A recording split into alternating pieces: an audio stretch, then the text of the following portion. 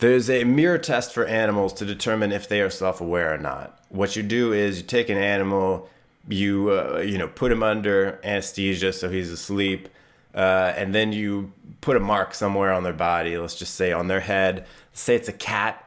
The cat wakes up, you put him in front of a mirror. If the cat is like, what the frick is this on my head? He looks in the mirror, he's like, hey, that's me. I can see there's a dot there that shouldn't be there. I know what I look like, man. What did you do to me while I was asleep? Come on, this ain't right. So then you know, oh, well, that cat knows it's him because he knows he's an individual. He's self-aware of himself because he sees in a mirror, this is me. And some animals don't do that. Some animals will look in the mirror and not recognize that that's them.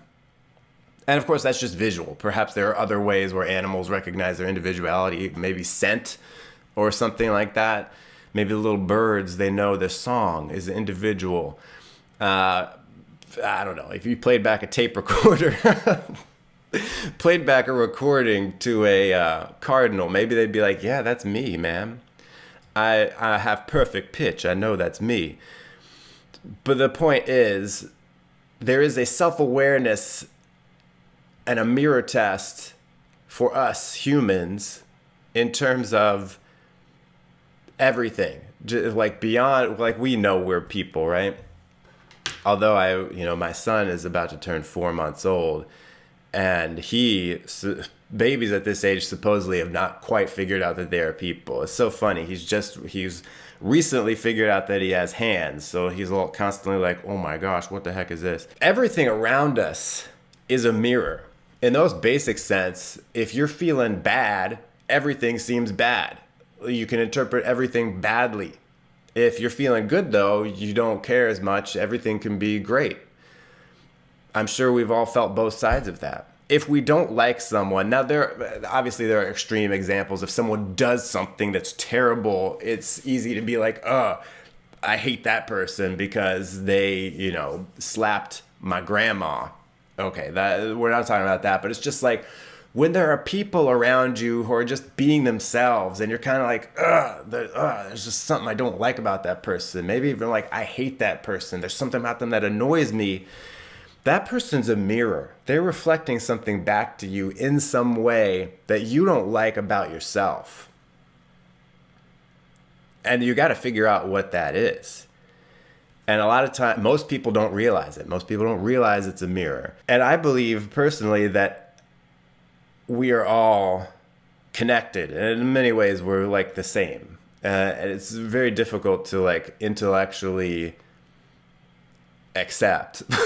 But on that more intuitive feeling level, we're all the same person. We're just like cut off from each other in terms of our consciousness. Like you and I are really the same person. We're the same being in different bodies, different consciousnesses, and we're separated so that we feel like individuals.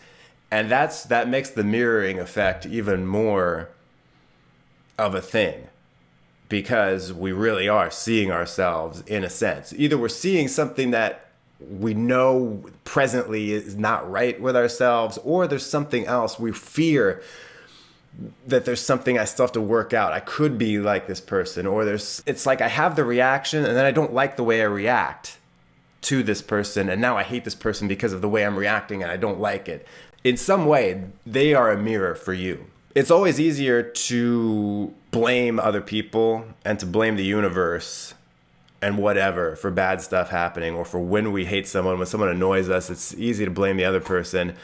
But you've got to always realize that in order to grow, you've got to think, how is this a mirror for me? Even in just basic things, I'll find times where people say things to me and it really bothers me. And I'm like, I wish they would say that differently. I wish they wouldn't talk to me that way. And then I'm like, well, maybe it's not them. Maybe it's me.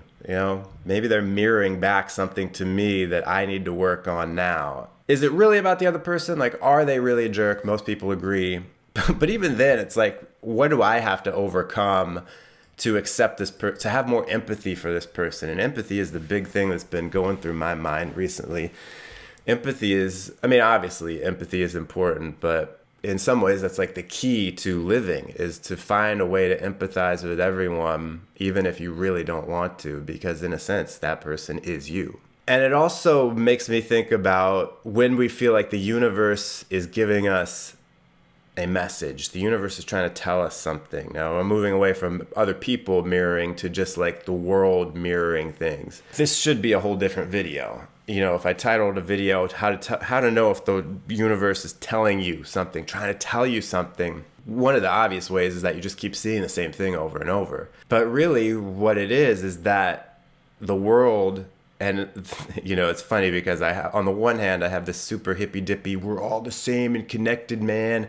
But then on the other hand, I'm just going to rationally say that when you feel like the universe is telling you something, it's really just the universe bouncing something back at you that you are already thinking, and you're just seeing it because that's where your mind is. And now you're failing the mirror test. You don't realize it's a mirror, so it just feels like it's coming out of nowhere. The universe is just like, hey, do this thing. And it's actually, no, you know that you should be doing this thing, and now it's just getting mirrored back to you, and you don't realize that you are in a hall of mirrors. So when you feel like the universe is giving you a message, and for me, it's a pretty, I almost feel embarrassed saying it, but I feel like the universe's message to me is stop trying to be someone else. Just be yourself. Like, that's like the uniqueness of who you are is better than if you tried to be someone else, because you're never going to be like them as well as you can be yourself. I just see this message popping up so much, but it's not the universe giving me a message. It's the universe mirroring back what I already know and what I am. It's a problem I'm trying to work out, and it's just giving me back the obvious answer that I know, but I'm like blocked from seeing directly for some reason.